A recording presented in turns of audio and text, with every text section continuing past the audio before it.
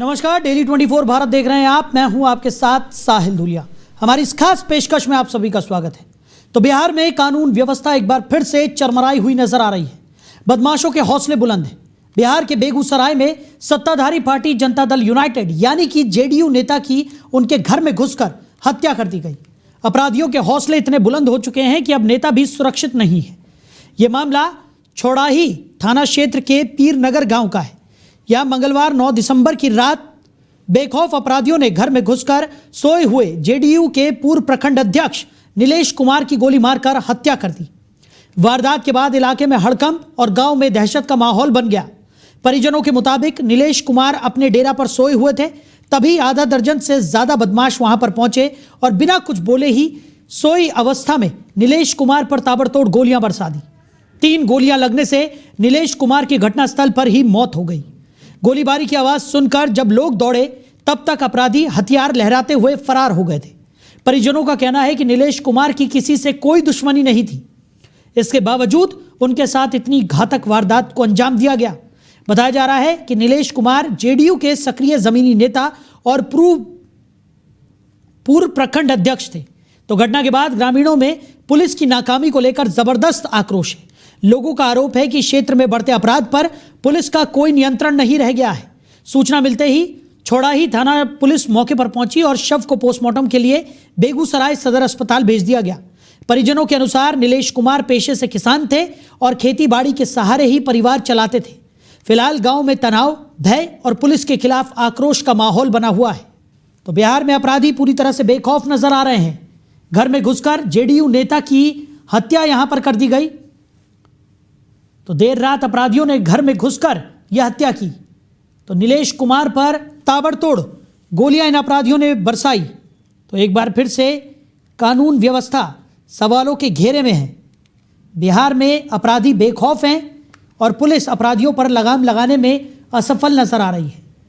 इस घटना के बाद से ग्रामीणों में भी रोष देखने को मिल रहा है। पुलिस की नाकामी को लेकर ग्रामीण पूरी तरह से आक्रोशित है। उनका कहना है कि पुलिस अपराधियों पर लगाम लगाने में पूरी तरह से असफल है। तो जेडीयू के नेता नीलेश कुमार की हत्या घर में घुसकर इन अपराधियों ने कर दी। जब वो रात में सो रहे थे तब उनके घर में घुसकर अपराधियों ने ताबड़तोड़ फायरिंग उनके ऊपर कर दी। तो बताया जा रहा है कि परिजनों का कहना है नीलेश कुमार की किसी से कोई ज्यादा दुश्मनी नहीं थी, उसके बावजूद इस हत्या को अंजाम दिया गया। तो नीलेश कुमार पर ताबड़तोड़ गोलियां बरसाई गई। बिहार में अपराधी पूरी तरह से बेखौफ नजर आ रहे हैं। घर में घुसकर जेडीयू नेता की हत्या का यह पूरा मामला है, जिससे पूरे गांव में दहशत और आक्रोश का माहौल बना हुआ है। तो अपराधियों ने देर रात घर में घुसकर जेडीयू नेता नीलेश कुमार पर गोलियां बरसाई और इस वारदात के बाद मौके पर ही नीलेश कुमार की मौत हो गई। वहीं पुलिस घटनास्थल पर पहुंची, साक्ष्य जुटाए, मामला दर्ज किया, अपराधियों की तलाश में जुटी हुई है। लेकिन फिलहाल ग्रामीणों में पुलिस की कार्यप्रणाली को लेकर खासा आक्रोश देखने को मिल रहा है। ग्रामीणों का कहना है कि पुलिस अपराधियों के सामने बेबस नजर आती है और अपराधियों पर लगाम लगाने में पुलिस पूरी तरह से विफल है। तो अपराधी दिनों दिन बेखौफ होकर घटनाओं को अंजाम दे रहे हैं। अलग अलग जगहों से अपराधियों के हौसले बुलंद होने की खबरें निकलकर सामने आ रही हैं, लेकिन कानून व्यवस्था को ठेंगा दिखाते हुए ये अपराधी वारदातों को अंजाम देते हैं और फरार हो जाते हैं और पुलिस प्रशासन हाथ मलता हुआ रह जाता है। एक बार फिर ये बड़ी घटना निकलकर सामने आई है, जिसमें जेडीयू के नेता नीलेश कुमार की गोली मारकर हत्या कर दी गई। तो बिहार के बेगूसराय से ये घटना निकलकर सामने आई है, जहां पर जेडीयू के नेता नीलेश कुमार की गोली मारकर हत्या कर दी गई। देर रात आधा दर्जन बदमाश उनके घर पहुंचे और ताबड़तोड़ गोलियां उन पर बरसा दी। जिस वक्त ये घटना घटित हुई उस वक्त बताया जा रहा है कि अपने डेरे पर नीलेश कुमार सो रहे थे और सोई अवस्था में ही उन पर ताबड़तोड़ गोलियां बरसा दी गई, जिसके बाद लगभग 3 गोलियां लगने से उनकी मौत हो गई। अब इस पूरे मामले को लेकर ग्रामीणों में भी प्रशासन की कार्यप्रणाली को लेकर आक्रोश देखने को मिल रहा है। ग्रामीणों का कहना है कि पुलिस पूरी तरह से अपराधियों के सामने बेबस नजर आ रही है। अपराधी इस तरीके की आपराधिक घटनाओं को अंजाम देकर फरार हो जाते हैं और पुलिस सिर्फ और सिर्फ हाथ मलती रह जाती है। यही वजह है कि ग्रामीणों में तमाम घटनाओं को लेकर आक्रोश है। पूरे गांव में दहशत का माहौल भी बना हुआ है। वहीं परिवारजनों का कहना है कि नीलेश कुमार का किसी से कोई बैर नहीं था, किसी से कोई जाति दुश्मनी उनकी नहीं थी, लेकिन उसके बावजूद इस तरीके की घटना को अंजाम दिया गया, जहां नीलेश कुमार को सोई अवस्था में ही गोलियों से भून दिया गया और इस घटना में नीलेश कुमार की मौत हो गई। वहीं पुलिस घटना के बाद मौके पर पहुंची, शव को पोस्टमार्टम के लिए भेजा गया, साक्ष्य जुटाए गए और पुलिस लगातार इस पूरे मामले में अपराधियों की धरपकड़ में जुटी हुई है। लेकिन फिलहाल पुलिस के हाथ खाली हैं और यही वजह है कि पुलिस के खिलाफ ग्रामीणों में खासा आक्रोश देखने को मिल रहा है। ग्रामीणों का साफ तौर पर कहना है कि पुलिस प्रशासन अपराधियों के सामने बेबस नजर आता है। इस तरीके की घटनाएं घटित हो जाती हैं और पुलिस सिर्फ और सिर्फ आश्वासन देती हुई नजर आती है। अपराधियों को पकड़ने की बात यहाँ पर की जाती है, लेकिन अपराधी इस तरीके की वारदात को अंजाम देकर बड़ी ही आसानी के साथ फरार हो जाते हैं। और इस पूरी घटनाक्रम में भी यही देखने को मिला, जहां नीलेश कुमार की हत्या करने के बाद अपराधी फरार हो गए। बिहार में अपराधी पूरी तरह से बेलगाम और बेखौफ नजर आ रहे हैं। घर में घुसकर जेडीयू नेता की हत्या का ये पूरा मामला है। जेडीयू के नेता नीलेश कुमार की लगभग आधा दर्जन अपराधियों ने घर में घुसकर गोलियों से भूनकर हत्या कर दी और फरार हो गए। हालांकि परिवारजनों का कहना है कि नीलेश कुमार का किसी से कोई बैर नहीं था, कोई जाति दुश्मनी उनकी नहीं थी, लेकिन उसके बावजूद अपराधियों ने इस घटना को अंजाम दिया और फरार हो गए। तो बिहार में अपराधी पूरी तरह से बेखौफ हैं। कल देर रात का ये पूरा मामला है, जहां नीलेश कुमार पर ताबड़तोड़ गोलियां बरसाई गई और इस वारदात के बाद नीलेश कुमार की मौत हो गई।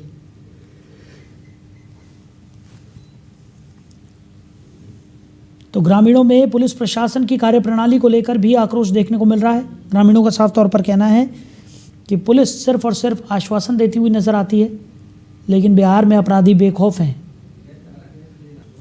तो अपराधियों में पुलिस प्रशासन का कोई खौफ नहीं है। कानून व्यवस्था को पलीता लगाते हुए ये अपराधी लगातार इस तरीके की वारदात को अंजाम दे रहे हैं। तो इसी खबर पर ज़्यादा चर्चा के लिए खास मेहमान सैफ अली खान आरजेडी से हमारे साथ जुड़ गए हैं। सैफ जी, बहुत स्वागत है आपका। धन्यवाद, शुक्रिया। सैफ जी, बिहार में कानून व्यवस्था को लेकर सवालिया निशान लगते रहे हैं और अब एक और बड़ी घटना यहां पर सामने आई है, जिसने ये सोचने पर मजबूर कर दिया है कि जब जनप्रतिनिधि ही सुरक्षित नहीं है तो आम जनमानस क्या ही उम्मीद रखे। जेडीयू नेता की घर में घुसकर गोलियों से भूनकर हत्या कर दी जाती है और पुलिस के हाथ अब भी पूरी तरह से खाली हैं। क्या कहेंगे सर? हम लोगों ने हमेशा सुशासन के मुद्दे पर सवाल उठाया और ये बता रहे हैं देश में प्रदेश में जो हमारी देश में अपराध के मामलों में हम करीब 12वें या 14वें स्थान पे थे, जब तक 2005 में जिसको जंगल राज कहा जाता था। आज कई अपराध के मामलों में NHRC का हमारा डाटा नहीं है, ये नेशनल क्राइम ब्यूरो का रिपोर्ट का NCRB का डाटा है कि हम दूसरे नंबर पे आ गए इस प्रदेश, ये भारत वर्ष में हमारा नंबर अब दूसरे नंबर पे आ गया है। तो ऐसी घटनाओं का होना कोई आम बात ही समझिए, हमेशा ऐसी घटनाएं होती रहती है। लेकिन ये घटना दुखद है। उस व्यक्ति की किसी से कोई दुश्मनी नहीं थी और ताबड़तोड़ गोलियों का बरसाना, न कोई बड़ा माफिया ये रहा होगा, ना ये शराब माफिया था, ना ये बड़ा बिल्डर था, ना कहीं सिविल का कॉन्ट्रैक्टर था। तो इस व्यक्ति की हत्या वो किसी भी पार्टी का हो बहुत निंदनीय है और ये सवाल लगातार हम उठाते रहेंगे कि कानून व्यवस्था के मामले में नीतीश कुमार जी फेल हैं और उन्होंने जो गृह विभाग दे दिया है सम्राट चौधरी जी को, वो और फेल हो रहे हैं। लेकिन खान साहब, जेडीयू की तरफ से ये कहा जाता है कि उनका नाम बदनाम करने की साजिश जो है वो बिहार में देखने को मिल रही है। यानी जो विपक्षी दल हैं वो इस तरीके के अपराधियों को संरक्षण देते हैं, इस तरीके के अपराध करवाते हैं और उसके बाद जेडीयू पर ही ठीकरा फोड़ते हुए नजर आते हैं। क्या कहेंगे इस पर आप? बहुत अच्छा सवाल आपने रखा। आनंद मोहन सिंह को संरक्षण कौन देता है, जो इतने बड़े अपराधी हैं? अनंत सिंह जो मोकामा से विधायक हुए, खुलेआम गाड़ी चढ़ा के मार देते हैं। आनंद मोहन सिंह जिनका एक बड़ा नेटवर्क है प्रदेश में, और भी बहुत सारे बाहुबली हैं जो भाजपा और जदयू के संरक्षण में हैं, जिनका नाम मैं डिटेल में लेना शुरू करूं तो करीब दर्जन भर ऐसे माफिया हैं जो भारतीय जनता पार्टी और जनता दल यूनाइटेड से जुड़े हुए हैं, और उनकी दबंगता चलती। इवन उनकी मंत्री लेसी सिंह हैं, वो कार्बाइन लेके चलती हैं कभी कभी अपने क्षेत्र में, अपने हाथों में कार्बाइन, जिसका उनके पास लाइसेंस नहीं होता है। तो और अपराधियों की क्या कहेंगे आप बात? इनके पास तो एक पूरा जखीरा है अपराधियों का, भारतीय जनता पार्टी और जनता दल यूनाइटेड के पास घटित हुई है। ये आपसी वर्चस्व की लड़ाई में हत्या हो सकती है। इस व्यक्ति की किसी दुश्मनी नहीं थी और किसी माफिया में ये इन्वॉल्व नहीं था। तो हो सकता है जदयू के किसी नेता ने इसको आगे बढ़ते हुए देख के नीलेश कुमार की हत्या करवाई हो। इतनी जघन्य तरीके से हत्या, घेर के ताबड़तोड़ गोलियां बरसाना, ये बड़े बड़े अपराधियों के साथ ही होता है। ये नीलेश कुमार जैसा एक सामाजिक कार्यकर्ता के साथ हुआ, ये बड़ी दुखद घटना है। और ये राजनीतिक प्रतिस्पर्धा में भी हत्या हो सकती है कि इनको किसी बोर्ड का चेयरमैन ना बना दिया, कि मेंबर ना बना दिया, मैं बन जाऊं इनके बदले। ऐसे भी होंगे, इनके कंपटीटर राइवल्स होंगे जिन्होंने इनकी हत्या करवा दी है। अच्छा खान साहब, मेरा सवाल इसी पर था क्योंकि आपने जिक्र इस बात का किया कि परिवारजनों का साफ तौर पर यह कहना था कि नीलेश कुमार की किसी से कोई जाति दुश्मनी थी नहीं और समाज सेवी के तौर पर भी वो कार्यरत थे, यानी समाज में एक अलग रुतबा वो रखते थे। उसके बावजूद इस तरीके की से उनकी हत्या कर देना, दर्जन भर बदमाश उनके घर में घुस जाते हैं, खुलेआम गोलियां यहाँ पर बरसाई जाती हैं और उसके बाद फरार भी हो जाते हैं हथियार लहराते हुए। पूरे गांव में दहशत का माहौल है। एक तरफ जिस तरीके से कानून व्यवस्था को लेकर प्रशासन के लाख दावे होते हैं कि कानून व्यवस्था को सुदृढ़ यहां पर किया जा रहा है, अपराधियों की धरपकड़ को लेकर तमाम तरीके के अभियान चलाए जा रहे हैं, लेकिन जब हम जमीनी हकीकत देखते हैं तो कुछ और ही नजर आती है। और ये पहला मामला नहीं है जब किसी नेता की इस तरीके से हत्या की गई हो। इससे पहले भी हमने कई बार देखा है कि चाहे वो आरजेडी के नेता हो, जेडीयू के नेता हो, कई ऐसे राजनेताओं को इस तरीके से अपराधियों ने अपना शिकार बनाया है। खुद मंत्री रहते जीवेश मिश्रा जी ने एक पत्रकार की अपने हाथों पिटाई कर दी, मंत्री रहते हुए, और कहीं ना कहीं उसका एफआईआर नहीं लिखा जा रहा था। एफआईआर तेजस्वी जी वहां पहुंचे और एफआईआर हम लोगों ने लिखवाई, तो उसको एफआईआर वापस लेने का एक भरपूर दबाव उस पर बनाया जा रहा था कि एफआईआर वापस ले ले, एफआईआर न करे। तो जब बिहार सरकार के मंत्री द्वारा ऐसी हरकत होती है तो आम लोगों द्वारा क्या एक्सपेक्ट किया जा सकता है, आम लोगों पर क्या कार्रवाई हो सकती है? जब अनंत सिंह जैसे अपराधी, दुर्दांत अपराधी ने दुलालचंद यादव को गाड़ियों से रौंद डाला और उसको ललन सिंह जो केंद्र में मंत्री हैं भारत सरकार के, वो उसको कहीं ना कहीं अनंत सिंह को निर्दोष बता रहे हैं, तो ये कहीं ना कहीं अपराधियों को संरक्षण देने वाली बात नहीं तो और क्या हो सकती है? ठीक है, मनोज लाल दास जी भी हमारे साथ जुड़ गए हैं, जेडीयू के नेता हैं। मनोज जी, बहुत स्वागत है आपका। थोड़ी देरी से आप हमारे साथ जुड़े, लेकिन जो चर्चा चल रही है उसमें कानून व्यवस्था को लेकर एक बार फिर सवालिया निशान खड़े हो रहे हैं। हमारे साथ सैफ अली खान साहब हैं, आरजेडी से नेता हैं। उनका साफ तौर पर यह कहना है कि सुशासन के तमाम दावे तो किए जाते हैं लेकिन जमीनी हकीकत को कुछ और ही नजर आ रही है। एक नेता की खुलेआम इस तरीके से हत्या कर दी जाती है और पुलिस के हाथ अब भी खाली हैं। धन्यवाद, आपने मुझे समय दिया जी। मैं पूरी बात सैफ अली खां का सुन रहा था। घटना घटी है, इसकी निंदा हम लोग भी करते हैं जी। ये भी सही है कि इस तरह की घटना न होना चाहिए। अभी कुछ दिन पहले एक शिवानी टीचर की भी हत्या हो गई थी, किसी दूसरे को मारने के लिए आया था, वो बेचारी चली गई। उस समय भी इन लोगों का क्या बयान आ रहा था वो आप खोल के देख सकते हैं। हाँ। मैं ये कह रहा हूँ कि पुलिस को थोड़ा सा जांच करने का मौका दीजिए, किस कारण से घटना हुई है। और शिवानी ऐसे टीचर के हत्यारों को जब नेपाल के से हम लाकर पर्दाफाश कर सकते हैं, तो इस घटना की सच्चाई आपके सामने ला सकते हैं।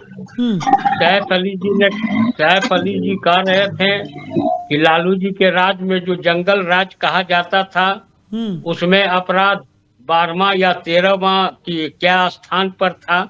जी। आप खुद जरा सा उस समय का पीसीआर से मंगवा कर देख लीजिए। बिहार पहला और दूसरा स्थान पर रहा करता था, और अभी के डेट में छठा और 7वां स्थान पर है अपराध के क्षेत्र में। उस समय अपराधी गिरफ्तार नहीं होते थे, आज अपराधी गिरफ्तार होते हैं। कोई 5 घटना बता दें कि जिसके अपराधी आज तक गिरफ्तार नहीं हुए हों। मैं उस शासन काल का अभी 15 घटना गिना दूंगा कि जिसके अपराधी गिरफ्तार नहीं हुए। खैर, ये मामला अलग बात है।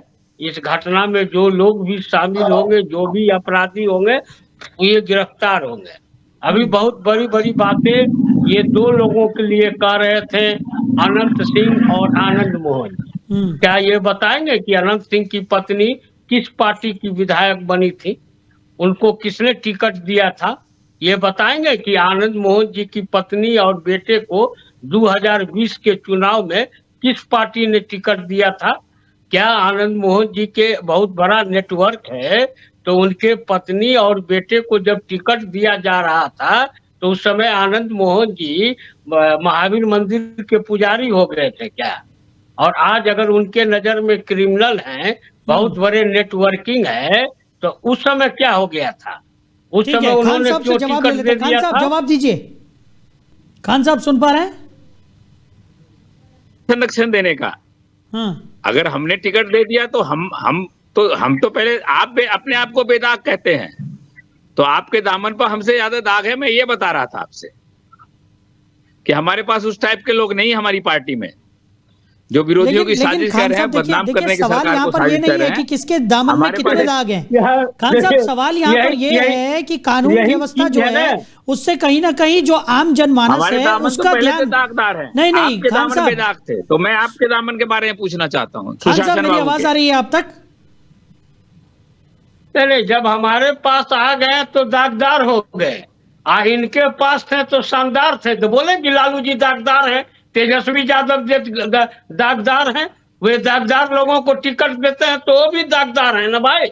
ये स्वीकार करें कि इनके नेता तेजस्वी यादव जो यूरोप में घूम रहे हैं, बिहार की जनता को मरने के लिए छोड़ के विधानसभा में नहीं उपस्थित हो रहे हैं, वो दागदार व्यक्ति हैं।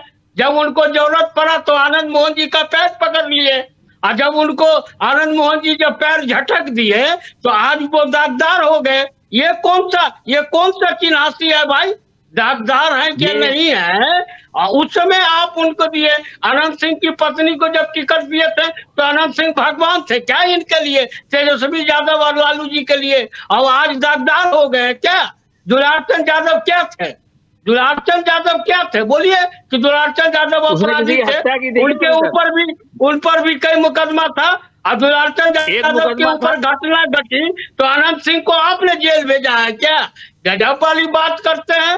कानून सबके लिए बराबर है, वो विधायक हो, एमपी हो, एमएलए हो, आम आदमी हो, किसी को नहीं छोड़ता है। लालू यादव को तो छोड़वे नहीं किया, जेल के अंदर बंद कर दिया। ठीक है मनोज जी, जो बात आप कह रहे हैं, लेकिन ये नहीं होना चाहिए, खान साहब, मनोज जी, ये नहीं होना चाहिए, ये नहीं होना चाहिए कि आप जब टिकट दीजिए तो आपके लिए भगवान, और अब जब हट गया तो आप कहिएगा कि अपराधी हो गया, संरक्षण हो गया।